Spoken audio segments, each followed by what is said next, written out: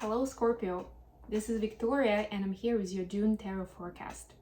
As always, we'll be looking at your love life, your career and workspace, and we'll get you guidance on how to best utilize the energies of the months of June. At the end, I'll post the messages from a person of interest to yourself. And let's start with the reading right away. If you're new to the channel, welcome. Please subscribe so you never miss a new reading, a new horoscope. I do lots of readings around lunation events, eclipses. We have summer solstice coming up. That will be a big one. I do readings for twin flames on more or less daily basis. So definitely subscribe and check out the description box for more ways to get my content, to collaborate with me, to get a personal reading, etc., etc. And for all of you guys, if you enjoy my readings, please don't forget to like the video and leave a comment. It helps me circulate these messages with people who need to hear it. All right, these readings are for Sun, Moon, and Rising Scorpio. So if you're checking for your sun sign, please check out videos for other placements as well. All right. Let's get an oracle card. First of all, for the Scorpio. Wow, we got rock bottom number 10. But this is like a 10 of swords situation. Basically, the message for this card is like, you know, you can only go up from here. It's also, if you look at the artwork, it's got several dimensions. So it can look very different, and that rock bottom can actually look very different for different people, right? So maybe it's also an opportunity for you to reframe your reality. If you feel like you've been down on your luck and things just haven't been working out, and you feel like life is unfair, or you've been beaten up a lot more than you deserve, then you can also reframe it and think of people who would be lucky to have what you have, the life that you have, the people around you, the opportunities, whatever is there that you value, that you actually can appreciate at this time, right? And build your way up from here, because you're brought, if you are at that point in your life, whether in your physical space or emotionally, you're brought there for a reason, right? It's time to get a new perspective on life. It's time to make changes. And essentially, because as human beings, we're generally quite lazy and we get comfortable and we like our comfort zone, a lot of the times, in order to snap us out of it, the universe, the divine, they put us in situations where we feel very uncomfortable, right? It's not to punish us, but it's like a wake-up call, essentially, in a way. All right, let's see what we have with tarot for you. There'll be more detail here for sure. I'll lay out the cards and then I'll proceed with interpretation. So for your love life and personal space, you have Two of Wands. You have King of Cups. Could be dealing with a water sign. You are a water sign, but it could also be somebody else. Pisces, Cancer, or Scorpio. And the Hermit, this is Virgo energy. Could be dealing with Virgo. The workspace situation, we have the Tower. That's Aries energy. King of Wands, more fire. Aries, Leo, Sag, and the Hangman, Sagittarius. All right, lots of fire at the workspace. And then the advice, we have the World, the Sun, wow, and Seven of Swords. That is pretty intense, which I guess is, on the brand for Scorpio. Five of Pentacles, bottom of the, yeah, that's the rock bottom energy as well. This is the energy of like, I'm lonely, nobody cares about me, or like, I don't know, people don't care about my opinion, or whatever, right? Like, it can be a different rhetoric for each of you, because this is a collective reading. But the point is that you feel somehow left out or as an outcast. The part that I like in this particular deck, in this card, that it has like this sunshine shining through. So it's almost like this, the hope is there, the opportunity is there, but you're not really seeing it, right? You're in the dark and you're like deep down in those dark thoughts. So that's also another prompt for you guys to reframe your situation and not take it literally, or not give it a dramatic flair. So for your love life, you have Two of Wands, King of Cups, and the Hermit. So you are at the crossroads, and there is an important decision that you need to take, either for yourself personally or for you and your partner. And it could be like a big life change, you know, like, do I stay at this job or I look for something else? Do I stay in this town or I go somewhere else? Or even, do I stay with this person or I look for someone else who I will really resonate with?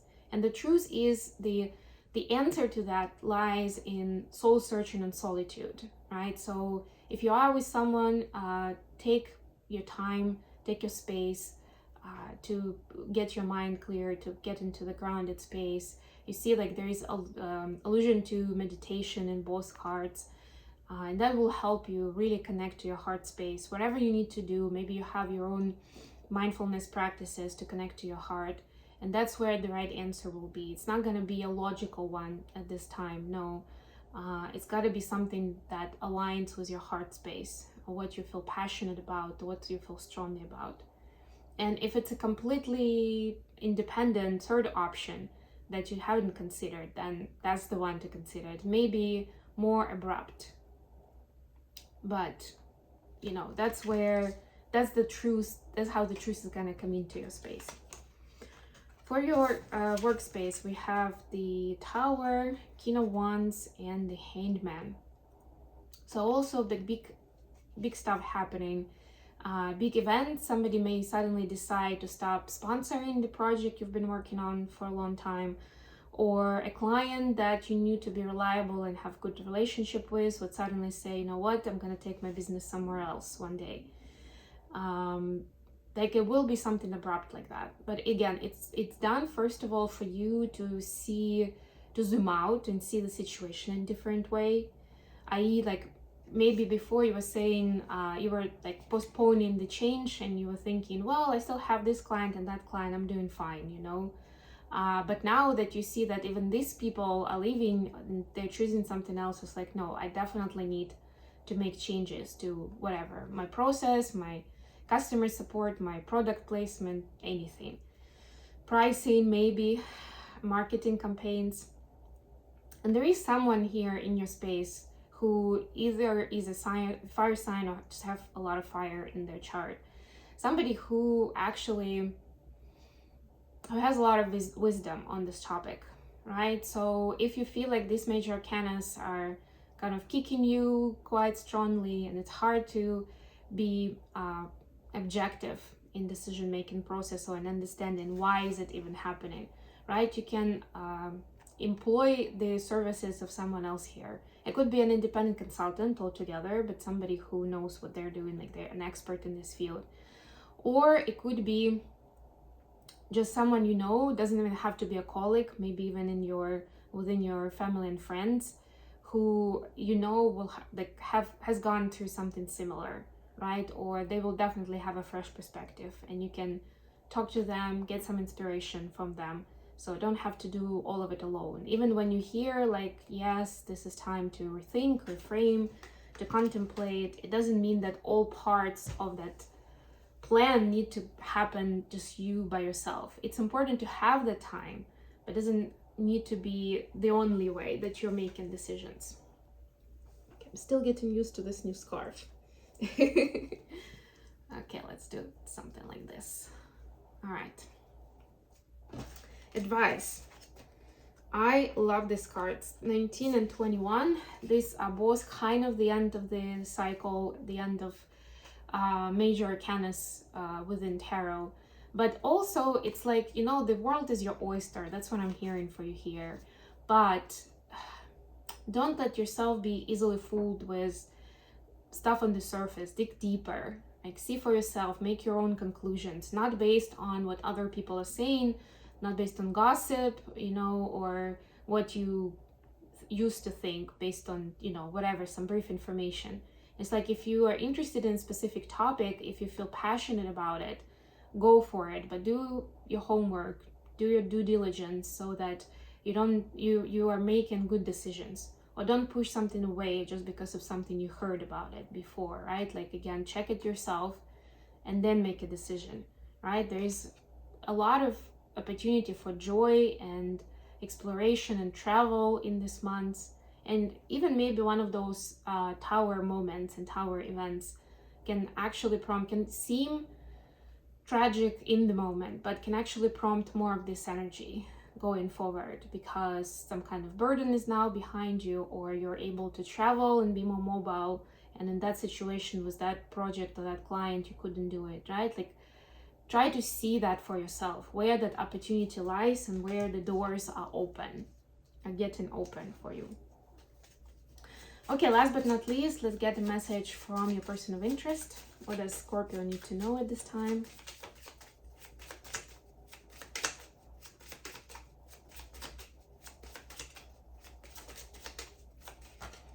All right, we got 10 of Cups. Love it. Can you please clarify? There's definitely a lot of love here. Ace of Swords. Oh my God.